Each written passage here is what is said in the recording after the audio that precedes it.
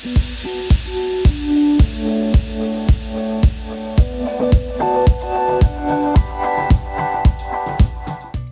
with Mr. Jerzykowski. Michael, can you please share a specific success story from your or a client's operations where they were able to effectively implement technologies and then scale that for now and beyond?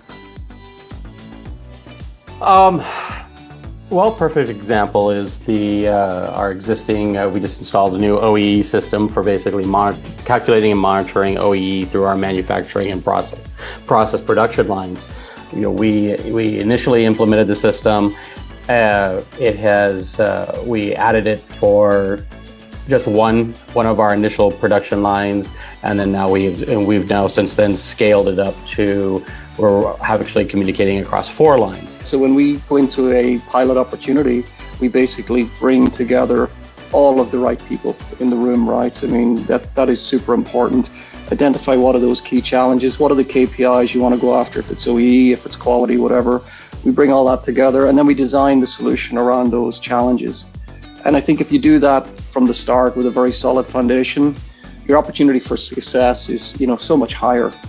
And then, so how do we start to identify what I guess we would call responsible scaling, right? Because it can be obviously a daunting task. And then once you cross that finish line, maybe at one plant, is it 5 plants that you go to? Is it, your whole build out? Is it, one at a time as we perfect and improve these processes?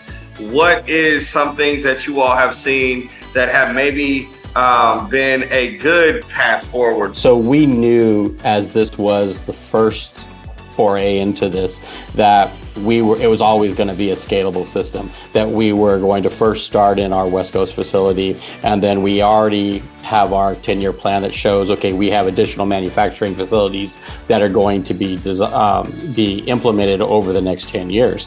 So when we made our decisions up front, we said, okay, we need a system that can grow with us, not just at this facility, but at the facilities that we expand to in the future.